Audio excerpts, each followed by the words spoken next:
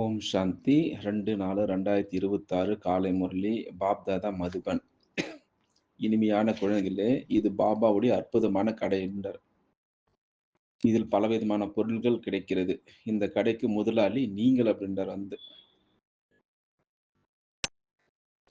கடை வந்து இருக்குது, ஓபன் பண்ணிக்கிறார் சங்கமுகத்துல. அதுக்கு முதலாளி வந்து நம்மளும் வச்சிருக்காரு வந்து. கேள்வி: இந்த அற்புதமான கடைக்காரரை யாராலும் காப்பி அடிக்க முடியாது, ஏன் அப்படின்றார் வந்து. இந்த அற்புதமான கடைக்காரரை யாராலும் காப்பி அடிக்க முடியாது, ஏன்? பதில் வந்து, ஏனென்றால் இவர் சுயம் அனைத்து கஜானத்தினுடைய களஞ்சியமாக இருக்கிறார். அதாவது ஞானத்தினுடைய, சுகத்தினுடைய, சாந்தினுடைய, தூய்மையினுடைய அனைத்து பொருள்களுடைய கடலாக இருக்கிறார் அப்படின்றார். இது மாதிரி யாராலும் கொடுக்க முடியாது அந்த கடை இது. யாருக்கு எது வேண்டுமோ அது கிடைக்கும். துறவற மார்க்கத்தினிடம் இந்த பொருள் கிடைக்காது. சன்னியாசிட்டு கிடைக்காது அந்த பொருள்லாம், கஜானா. யாருமே தன்னை பாபாவுக்கு சமமான கடல் என சொல்லிக் கொள்ள முடியாது அப்படின்ட்டு கேள்வி அவரே கேட்கிறார், அவரே பதில் சொல்றாரு வந்து. பாடல்: உங்களை அடைந்தால் உலகத்தை அடைந்து விட்டோம் அப்படின்ட்டு சொல்றாங்க. பாபா அடைஞ்சிட்டா எல்லாமே அடைஞ்சு கிடைச்சிச்சு. எனக்கு அது வேணும், இது வேணாம், எதுவுமே கிடையாது. எல்லாமே இருக்குது. நம்ம அதை கரெக்டா ஃபாலோ செய்யணும். ஓம் சாந்தி. இப்போது குழந்தைகள் எல்லையற்ற தந்தைக்கு முன்பாக அமர்ந்திருக்கிறார். இவரை எல்லையற்ற தந்தை என்று சொல்லலாம். எல்லையற்ற தாத்தா அப்படின்னு சொல்லலாமா வந்து. தந்தை என்று சொல்லலாமா, எல்லையற்ற தாத்தா என்று சொல்லலாம். மேலும் எல்லையற்ற குழந்தைகள் அமர்ந்திருக்கிறார்கள். அதனால் பாபா எல்லையற்ற ஞானத்தை கொடுத்து கொண்டிருக்கிறார். அதாவது எல்லைக்குட்பட்ட விஷயங்கள் இப்போது விடுபட்டு விட்டது. சின்ன சின்ன விஷயங்கள்ல எல்லாம் விட்டுட்டு வந்துட்டு இருக்கோம் பாபா. அதனால இப்பொழுது பாபாவிடமிருந்து எல்லையற்ற ஆசை பெற வேண்டும். அதற்கு ஒரே ஒரு கடை தான் இருக்கிறது. அதாவது மனிதர்களுக்கு தெரியாது இந்த கடையெல்லாம் வந்து. ஓம் சாந்திக்காரனா ஏதோ போறாங்க வராங்க, ராஜஸ்தானம் போறாங்க, ஏதோ ஒன்று பண்றான்னு சொல்லிட்டு அவங்க நினைச்சுக்கிறாங்க வந்து. ஒன்னும் அனுபவிக்காத சும்மா ஓம் சாந்தின்னு சொல்லிட்டு போயினுக்கிறான் அவங்க நினைச்சுக்கிறாங்க. ஆனா இது வந்து விஷயங்கள் யாருக்கும் தெரியாது இல்ல. நமக்கு என்ன வேண்டும் அப்படி என்று. எல்லையற்ற தந்தையினுடைய கடையும் மிகவும் பெரியது. எங்க கம்பெனில கூட ஒரு 6, 7 பேருக்கு வந்து அந்த லிங்க் அனுப்பணும். அந்த சிவானி சிஸ்டர் வரான்னு சொல்லிட்டு. நம்மள என்ன திருப்தி பண்றதுக்காக நான் வரேன், கண்டிப்பா வரேன் அப்படின்னு சொல்லிட்டு, கடைசியில வந்து ரொம்ப தூரமா இருக்குது பேலஸ் கிரவுண்டு. என்னால வர முடியாது அப்படின்ட்டாங்க. நம்ம நம்ம ஒண்ணும் பண்ண, நம்ம கடமை சொல்லியாச்சு அவ்வளவுதான். அவங்க லிங்க் அனுப்பியாச்சு, எல்லாம் பண்ணியாச்சு. நமக்கு என்ன வேண்டும் என்று எல்லையற்ற தந்தையினுடைய கடையும் மிகவும் பெரியது. அவர் சுகத்தினுடைய கடலா இருக்காரு, தூய்மையுடைய கடலா இருக்காரு, ஆனந்தத்தினுடைய கடலாக இருக்காரு, ஞானத்தினுடைய கடலாக என்றெல்லாம் சொல்லப்படுகிறார். யாரேனும் கடைக்காரர் இருக்கார் என்றால் அவரிடம் பலவிதமான பொருட்கள் இருக்கும். ஆக இவர் எல்லையற்ற தந்தை. ஆனா இப்பல்லாம் கடையில மளிகை கடையில போனோம்னா, இந்த காஞ்சான்னு இருக்கு தெரியுமா? காஞ்சா அதெல்லாம் சேல் பண்றாங்க வந்து. எல்லா வில்லேஜ்ல ஒரு கடை கூட அந்த காஞ்சா சேல் பண்றாங்க இப்ப. ஊடுருவிக்குது எல்லாமே. ஒண்ணுமே பண்ண முடியாது. அந்த கடையில பாரு, இந்த கடையும் பாரு வந்து. இவர் எல்லையற்ற தந்தை. இவரிடம் பலவிதமான பொருட்கள் இருக்கிறது. என்னென்ன இருக்கிறது? பாபா ஞான கடலு, சுகத்தின் சாந்தியின் கடலாக இருக்கிற முதல் 3வது தடவ சொல்றாரு வந்து. திரும்ப திரும்ப வந்து. இந்த ஒரே ஒரு கடை மட்டும் தான் இருக்கிறது. வேற எந்த கடையும் கிடையாது அப்படின்றார். அதாவது பிரம்மா, விஷ்ணு, சங்கரோட ஒன்றுமே இல்லை, கிடையாது.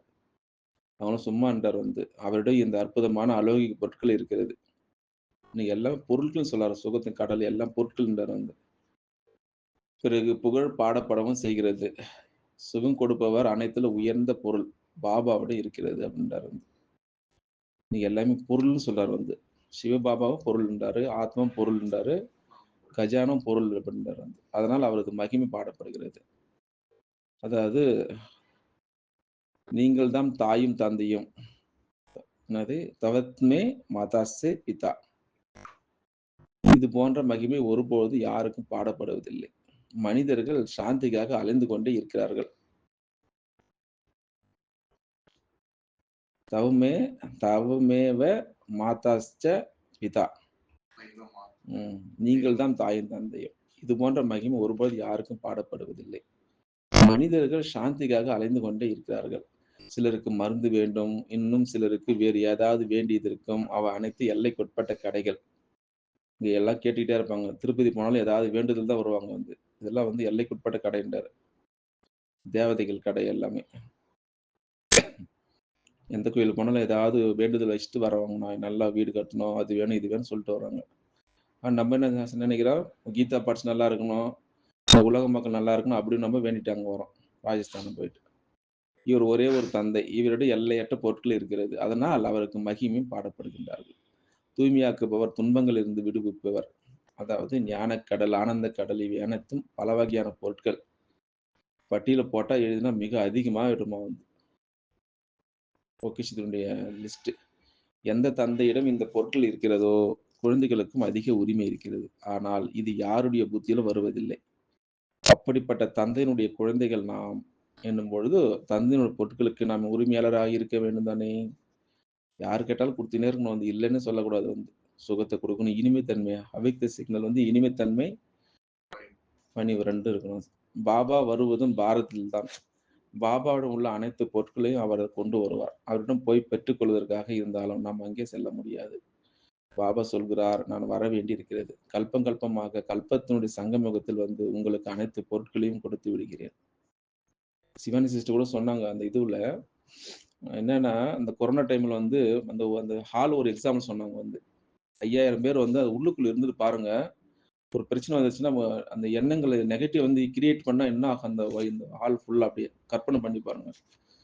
நெறைய தான் அந்த அது போச்சு, இது போச்சுன்னு நெகட்டிவ் உருவாக அந்த அந்த இடமே ஃபுல்லா வைப்ரேஷனா இருக்கும்.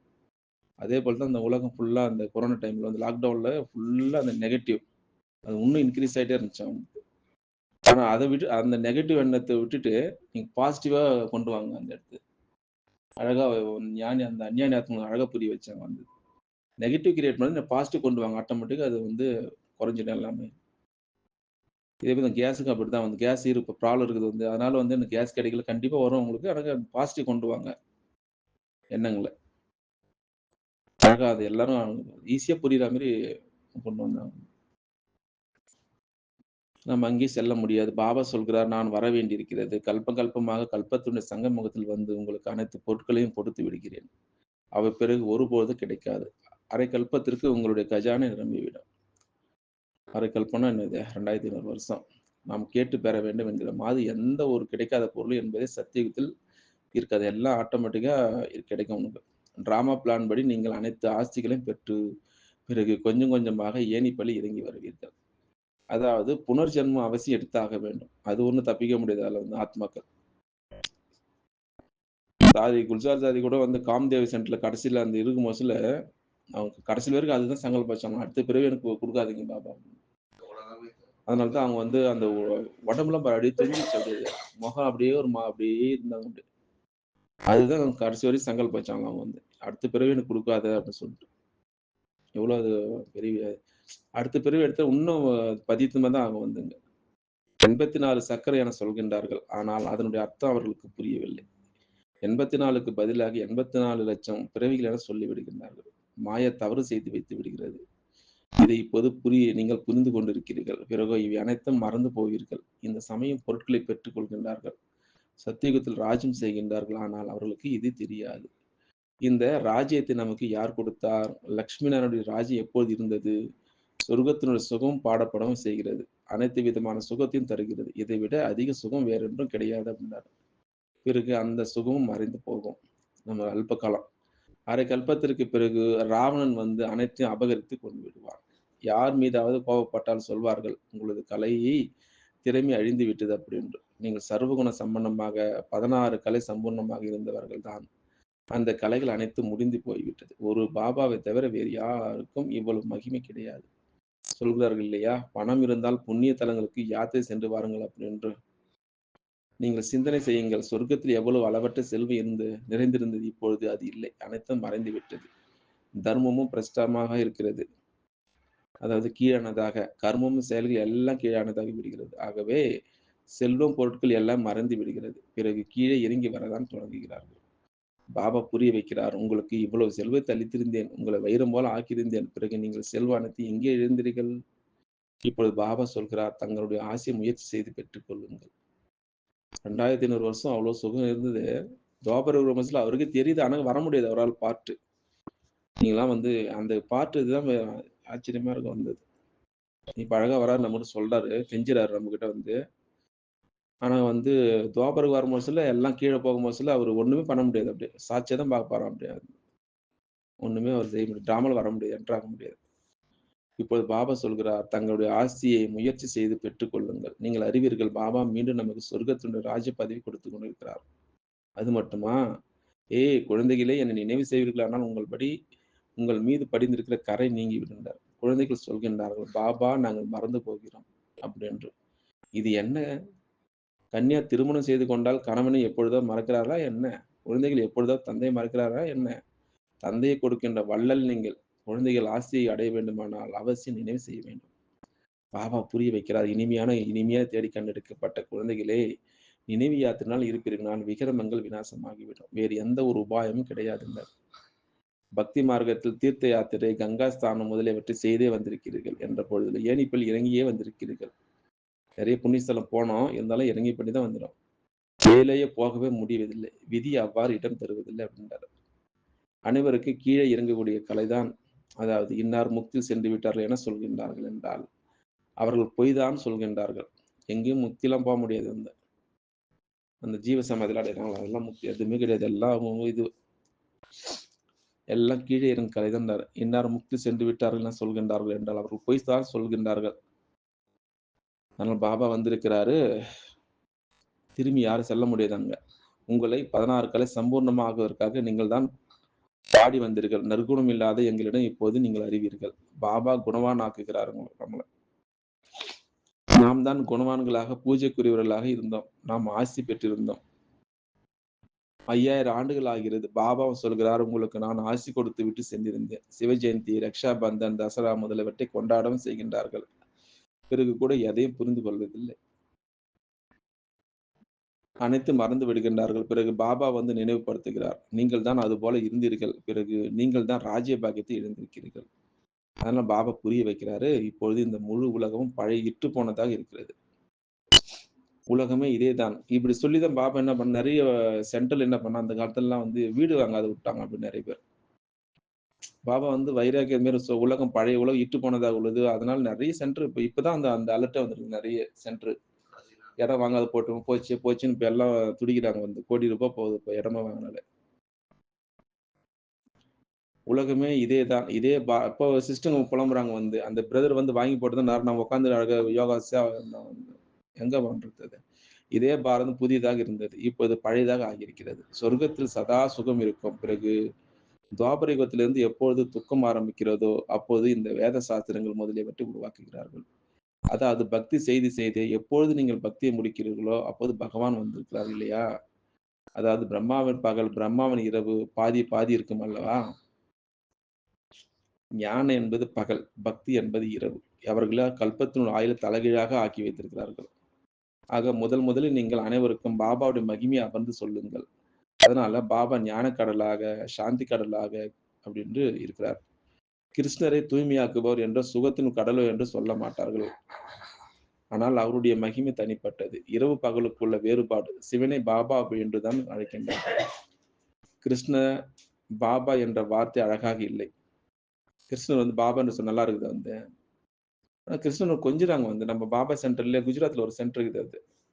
அங்க கூட அந்த குழந்தைய தாலாட்டுறாங்க வந்து. ஆ எப்பயுமே மாட்றாங்க.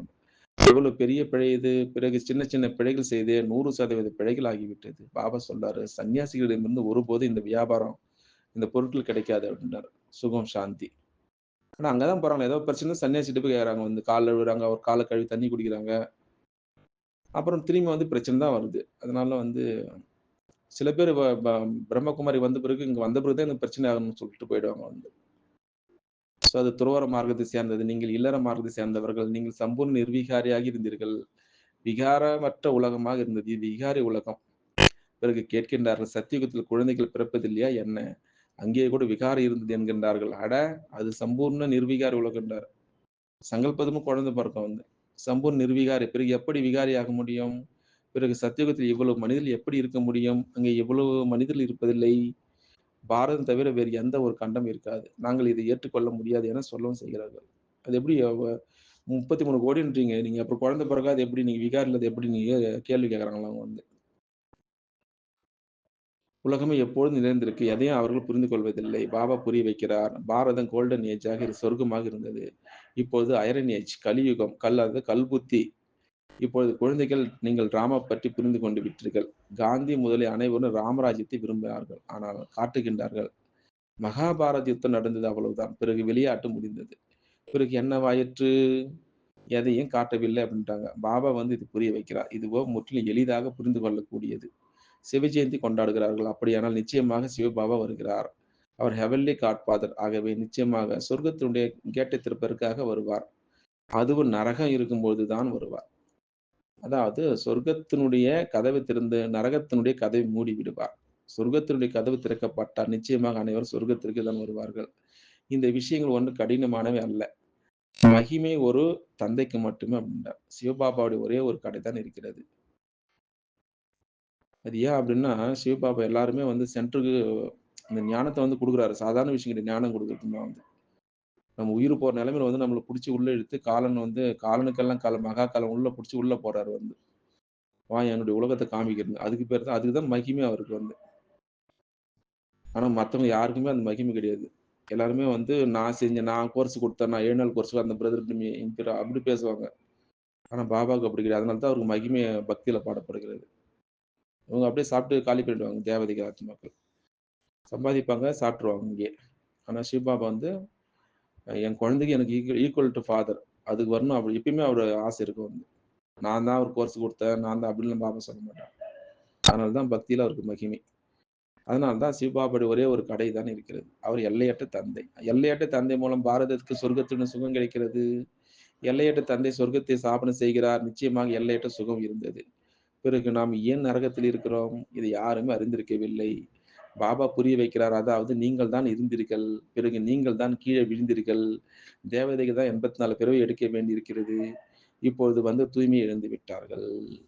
அவர்கள் தான் மீண்டும் தூய்மையாக வேண்டும். பாபாவுக்கு ஜென்மம் என்றால் ராவணனுக்கு ஜென்மம் இருக்கிறது தானே! இது யாருக்கு தெரியாதுன்றாரு. யாரிடம் வேண்டுமானாலும் கேளுங்கள். ராவணனை எப்பொழுது எரிக்கிறார்கள்? அப்போது சொல்வார்கள் அவர்கள் அதுவோ காலங்காலமாக எரிக்கப்பட்டு வந்திருக்கிறது. இந்த ரகசியங்கள் அனைத்தும் பாபா புரிய வைக்கிறார். அந்த பாபாவோட ஒரு கடைக்குத்தான் மகிமை இருக்கிறது. சுகம், சாந்தி, தூய்மை மனிதரிடமிருந்து மனிதருக்கு கிடைக்க முடியாது. ஒருவருக்கு மட்டும் சாந்தி கிடைத்தது என்பது கிடையாது. இன்னாருக்கு சாந்தி கிடைத்தது அப்படின்னு பொய் சொல்றாங்க வந்து. அட சாந்தியோ சாந்திதாமம் தான் கிடைக்கும். இங்கோ ஒருவருக்கு சாந்தி இருக்கும். பிறகு மற்றவர் அசாந்தியை உருவாக்க, பிறகு சாந்தியில இருக்க முடியாது. இங்கலாம் எதுவும் கிடையாதுன்றார். சாந்திதாமம் தான். சுகம், சாந்தி, தூய்மை அனைத்து பொருட்களின் வியாபாரி ஒரே ஒரு சிவபாபா மட்டுமே. அவரிடம் யார் வேண்டுமென்றாலும் வந்து வியாபாரம் செய்யலாம். அவர் தந்தை வியாபாரி என்று சொல்லப்படுகிறார். பிசினஸ் மேக்னெட் சொல்லுவாங்க. தூய்மை, சுகம், சாந்தி, செல்வம் அனைத்தும் அவரிடம் இருக்கிறது. கிடைக்காத எந்த ஒரு பொருளும் இல்லை. சொர்க்கத்தினுடைய ராஜ்யத்தை நீங்கள் அடைகிறீர்கள். பாபாவ கொடுப்பதற்காகவே வந்திருக்கிறார். எடுத்துக்கொள்பவர்கள் எடுத்து கொலைத்து போகிறோம். நம்ம வந்து கலைத்து போயிட்டோம். எடுக்க முடியல. நான் வருவதை கொடுப்பதற்காக. நீங்கள் பெற்றுக்கொள்வதில் குளிர்ந்து விடுகிறீர்கள். குழந்தைகள் சொல்கின்றார், பாபா மாயாவின் புயல் வருகிறது. ஆம், பதவியும் மிக உயர்ந்ததாக பெற வேண்டும். சொர்க்கத்தினுடைய எஜமானர்கள் நீங்கள் ஆக வேண்டும். இது குறைந்த விஷயமா என்ன? ஆகவே முயற்சி செய்யணும்ன்றார். ஸ்ரீமத் படி நடந்து கொண்டே இருங்கள். உங்களுக்கு என்ன பொருட்கள் கிடைக்கின்றனவோ, அவற்றை மற்றவர்களுக்கும் கொடுக்க வேண்டும். தூய்மையாக வேண்டுமானால் 5 விகாரங்களுடைய தானம் அவசியம் கொடுக்க வேண்டும். முயற்சி செய்ய வேண்டும். இந்த டபுள் ஃபாரினர்ஸ்லாம் ஞானசபையில வந்தாங்கன்னா, அவங்க எல்லாரும் வந்து இப்ப சீனியருங்க வந்து டைரக்ட்டா கிளாஸ் எடுப்பாங்க வந்து. டபுள் ஃபாரினர்ஸ் மட்டும் வந்து விதவிதமான 13 வகையான சாப்பாடு ஒரு நாளைக்கு மட்டும் அவங்களுக்கு. வெரைட்டி ஃபுட் அவங்களுக்கு. ஆனா பாரதவாசிகளுக்கு பாரு சாந்தி வேலை எல்லாம் ஒரு கூண்டுல அடைச்சு விட்டுருவாங்க வந்து. ஒரே கிளாஸ் தான் வச்சுட்டு அவ்வளோ இம்பார்ட்டன்ட் குடுக்க மாட்டாங்க வந்து. ஏன்னா துட்டு அவங்களுக்கு நெறைய வரும் அவங்களுக்கு. ஒரு வருஷம் செலவு பண்ணிட்டு ம். அவங்க அனுப்புங்க. அது இப்ப குரூப்ல அனுப்ப சொல்லியிருந்தாங்க. Double foreigners. டோலி டிபார்ட்மெண்ட் அவர் பேர் என்ன? அவரு செஞ்சு எடுத்துன்னு போனாராம் வந்து.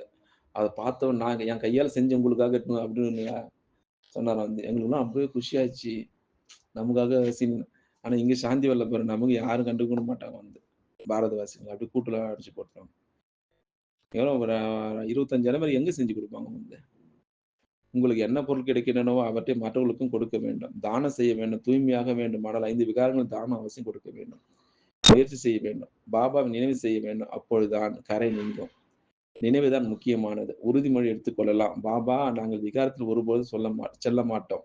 யார் மீது கோபப்பட மாட்டோம். ஆனா நினைவில் அவசியம் இருக்க வேண்டும். இல்லையென்றால், இவ்வளவு பாவங்கள் எப்படி விநாசமாகும்? மற்றபடி ஞானமும் மிகவும் சுலபம். 84 பிறவி சக்கரத்தை எப்படி சுற்றி வந்தோம்? இதை யாருக்கு வேண்டுமானாலும் நீங்கள் புரிய வைக்க முடியும். மற்றபடி நினைவு யாத்திரையில் முயற்சி தேவைப்படுகிறது. பாரதத்தினுடைய பிரதான யோகம் புகழ்பெற்றது. என்னை ஞானம் தருகிறார் மன்மனாபவ, அதாவது என்னை மட்டும் நினைவு செய்வதனால் உங்கள் விகரமங்கள் விநாசமாகிவிடும். நீங்கள் பாடமும் செய்தீர்கள். நீங்கள் எப்பொழுது வருகிறீர்களோ அப்பொழுது நாங்கள் மற்ற சத்சங்கத்தை எல்லாம் விட்டு உங்களுடைய ஒரு சத்சங்கத்தில் இணைவோம். உங்கள் மீது பலி முழு சமர்ப்பணம் ஆகும். உங்களை தவிர வேறு யாரும் நினைவு செய்ய மாட்டோம். உறுதிமொழி எடுத்துக் கொண்டிருக்கிறீர்கள் தானே வந்த புதுசுல சொல்லியிருக்கோம். பிறகு நீங்க ஏன் மறந்தீங்க அப்படின்னு பாபா திரும்பி கேட்கிறாரு.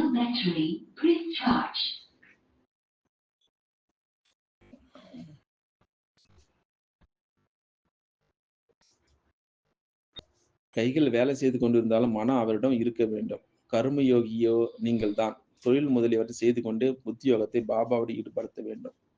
நாயகனாகிய பாபா தாமே சொல்கிறார், நாயகிகளாகிய நீங்கள் அரைக்கல்பமாக நினைவு செய்திருக்கிறீர்கள்.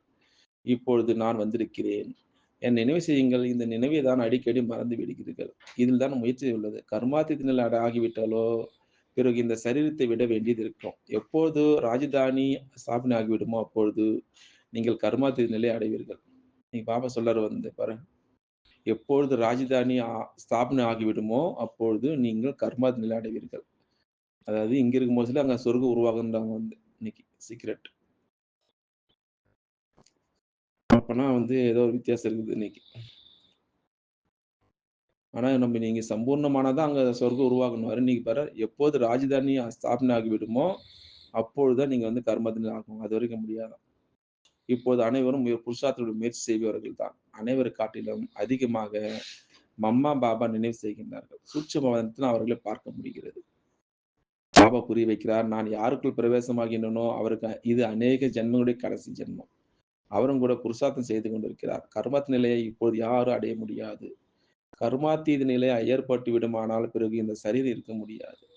பாபாவும் மிக நன்றாக புரிய வைக்கிறார். இப்பொழுது புரிந்து கொள்பவருடைய புத்தியை பொறுத்து உள்ளது. எவர்லி காட்ஃபாதர், இறை தந்தை, சொர்க்கத்தினுடைய இறை தந்தை யாருன்னா அவரிடம்தான் ஞானத்தினுடைய அனைத்து பொருட்களும் இருக்கிறது. அவர்தான் மந்திரவாதி.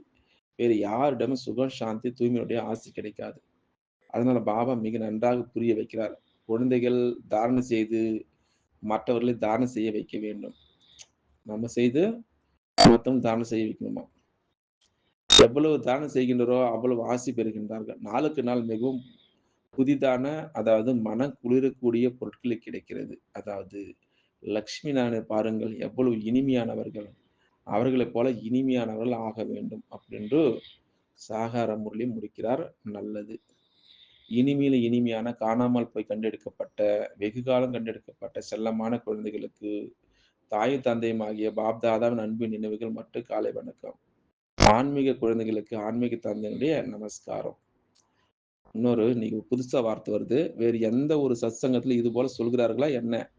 இது நம்முடைய முற்றிலும் புதியதொரு மொழி, வார்த்தை. இது ஸ்பிரிச்சுவல் நாலேட்ஜ். அதாவது ஆன்மீக ஞானம் என சொல்லப்படுகிறது அப்படின்னு முடிக்கிறாங்க. நல்லது.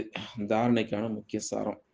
ஃபர்ஸ்ட் பாயிண்ட், பாபாவிடமிருந்து கிடைத்திருக்கிற சுகம், சாந்தி, தூய்மை ஆவதற்காக பொருட்களை அனைவருக்கும் கொடுக்கணுமா.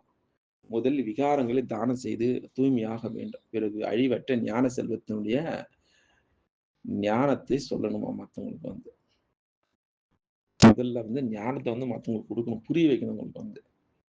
இரண்டாவது தேவதைகள் போல் இனிமையானவர் ஆக வேண்டும். பாப்தாதாவிடம் செய்துள்ள உறுதிமொழியை சதா நினைவில் வைக்க வேண்டும். மேலும் பாபாவுடைய நினைவில் இருந்து விகர்மங்களை விநாசம் செய்ய வேண்டும்.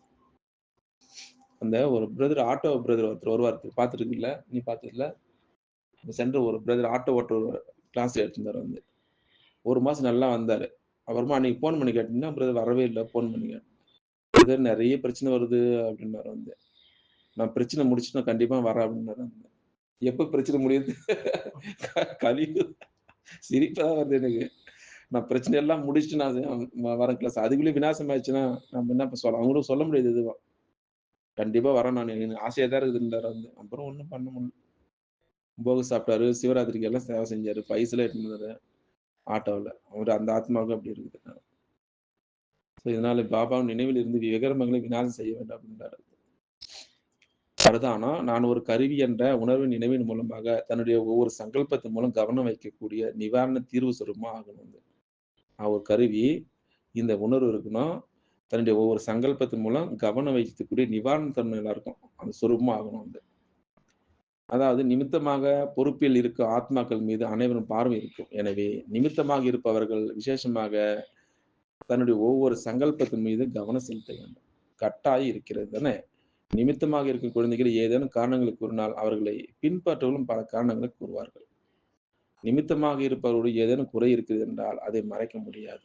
எனவே விசேஷமாக தன்னுடைய எண்ணம், சொல் மற்றும் செயலில் கவனம் செலுத்தி தீர்வு சுரூபமா ஆகணும். கருவியா கொஞ்சம் ஏதாவது பண்ணாலும் அவங்களுக்கு அப்படியே மாறுவாங்க. ஸோ ஆனால் நம்ம கருவி சரண்டர் மட்டும் கிடையாது, குழந்தைகளும் நம்ம அந்த பொறுப்புல வரணும். நிமித்தமான கருவி என்ற ஸ்டேஜ் ஸ்லோகன். யார் தன்னுடைய குணங்கள் அல்லது விசேஷங்கள் சிறப்புகள் மீது கூட அகந்தை அற்றவர்களாக இருக்கின்றார்களோ அவர்களே ஞான நிறைந்த ஆத்மாக்கள். பணிவு. அம்மா எல்லா விசேஷம் கிடைச்சது லட்சுமி ஆகணும்னு தெரிஞ்சு கூட அவங்க எல்லாருக்கும் பணிவு மரியாதை கொடுத்தாங்க.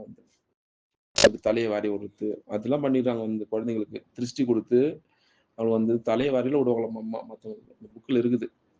அவ்வளோ அன்பு கொடுப்பாங்க. அகங்காரமற்ற அந்த ஸ்டேஜ்.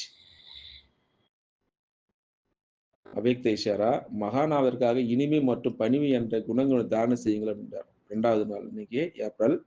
எப்பொழுது தன்னுடைய அல்லது மற்றவருடைய கடந்த காலத்தை பார்க்காமல் உள்ளிருக்கக்கூடிய சம்ஸ்காரங்களை எளிமையாகவும் பணிவாக மாற்றுகின்றார்களோ அப்பொழுது வாழ்க்கையில இனிமை என்ற குணம் வருமா.